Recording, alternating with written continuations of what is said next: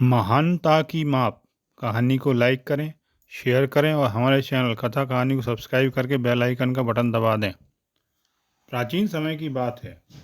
मगध राज्य के राजा नरसिंहराज ने यह जानना चाहा कि उसके राज्य में सबसे महान व्यक्ति कौन है और यही पूछने के लिए अपने प्रधानमंत्री सुबुद्धि को बुलवाया। तब सुबुद्धि ने उत्तर दिया, महाराज, हमारे राज्य में सभी व्यक्ति महान हैं।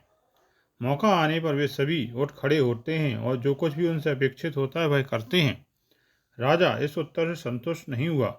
उसने सुबुद्धि से कहा, ऐसे मैं नहीं मान सकता, सिद्ध करके दिखाओ। श्रीमान, उचित समय आने पर मैं यह सिद्ध कर दूंगा, सुबुद्धि ने शांत भाव से कहा। कुछ दिन बीत गए। राजा नरसिंहनाथ ने विदर्भ राज्य पर आक्रमण करने का निश्चय किया। इस पर विचार करते ही उसने अपनी सेना को तैयार किया और दोनों राज्यों के बीच में सीमा पर चौकस होकर खड़े रहने के लिए व्यवस्था की। राजा नरसिंहनाथ और प्रधानमंत्री सुबुद्धि दोनों विदर्भ राज्य की स्थिति देखने के लिए वेश बदलकर सीमा के अंदर प्रवेश कर गए। वे थोड़ी ही दूर गए होंगे कि विदर्भ राज्य के सैनिकों ने उन्हें चोर समझकर पकड़ लिया और जेल में डाल दिया। राजा और प्रधानमंत्री दोनों को एक ही कोठरी में रखा गया। उसी कोठरी में बबुआ नामक एक चोर भी था। उसका ध्यान उनके कीमती रत्नों की ओर गया। उसने किसी न किसी तरह उनको चुराना चाहा, परंतु क्योंकि वे सब जेल में थे अतः यह संभव नहीं था। उसने राजा और प्रधानमंत्री को ये बताया कि वह सवेरा होने के पहले जेल से बचकर निकल जाएगा। उसने कहा कि यदि वे भी चाहें तो वे भी उसके साथ बच सकते हैं। राजा और प्रधानमंत्री ने सहर्ष उसका प्रस्ताव स्वीकार कर लिया। बबुआ ने उनसे कहा कि वह कोठरी की छोटी सी खिड़की में लगी हुई लोहे की छड़ों को तोड़ देगा। उसके बाद वे एक एक करके उसमें से बाहर निकल सकते हैं। जैसा कि तय हुआ था, उसने खिड़की में लगी हुई लोहे की सलाखों को तोड़ दिया। वह खिड़की से बाहर कूद गया और फिर राजा और मंत्री को बाहर आने में मदद की। राजा और प्रधानमंत्री ने बबुआ को बचने में मदद करने के लिए आभार व्यक्त करने के लिए आभूषण दिए। परिस्थितियों के इस प्रकार मोड़ लेने से बबुआ आश्चर्यचकित था। उसने उन्हें धन्यवाद दिया और वहां से चल दिया। यह सुबह होने के कुछ पहले की बात थी, क्योंकि जेलखाना शहर से बाहर था। अतः राजा और मंत्री उस धुंधलके में रास्ता भूलकर जंगल में प्रवेश कर गए। जब वे जंगल में चले जा रहे थे तो एक चीता उन पर झपट पड़ा। क्योंकि उस समय उनके पास कोई हथियार नहीं था, उन्हें विश्वास हो गया कि वे चीते का शिकार बन जाएंगे और वे बुरी तरह चीखे। उसी क्षण एक आदिवासी न जाने कहाँ से उनके सामने प्रकट हुआ।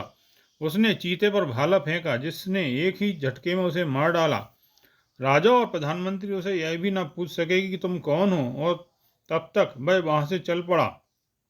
वह उनकी भाषा नहीं समझता था और जल्दी से जंगल में भाग गया।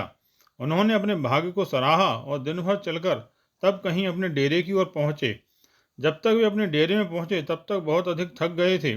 बहुत थक जाने के कारण वे अपने डेरे में पहुंचकर गहरी नींद में सो गए। मध्य रात्रि में विश्राम स्थल पर आग लग गई और उसने डेरों को भी निगलना शुरू कर दिया। एक सैनिक ने फुर्ती दिखाई और राजा को खींचकर सुरक्षित जगह पहुंचाया और फिर प्रधानमंत्री को निकाल लिया। राजा और प्रधानमंत्री को बिल्कुल चोट न आई। सवेरा होने पर राजा ने अपना निर्णय सुनाया कि वे विदर्भ पर आक्रमण नहीं करेंगे। प्रधानमंत्री ने राजा से कहा, महाराज, आपने एक बार मुझसे पूछा था कि सबसे महान आदमी कौन है। आज वही प्रश्न मैं आपसे करता हूँ। क्या वह चोर महान था जिसने हमें कैदखाने से निकलने में मदद की? क्या वह आदिवासी अधिक महान था जिसने चीते से हमें बचाया था? या वह सैनिक जिसने अपनी जान पर खेलकर हमारी जान बचाई अधिक महान था? राजा ने उत्तर दिया, वे सब महान हैं। अपने तरीके से दूसरे राज्यों के लोग भी महान हैं। इस सत्य का उदाहरण वे चोर और आदिवासी हैं। यही कारण था कि मैंने विदर्भ पर आक्रमण करने की अपनी योजना को वापस ले लिया। दूसरे राज्य के भोले भाले लोगों को नुकसान नहीं पहुंचाना चाहता। तब प्रधानमंत्री ने कहा, मैंने आपसे उसी दिन कहा था कि अपने काम के आधार पर प्रत्येक व्यक्ति महान है। क्या अब आप मेरी बात से सहमत हैं? महानता का कोई पैमाना निश्चित नहीं है। राजा इस बात से सहमत हो गया।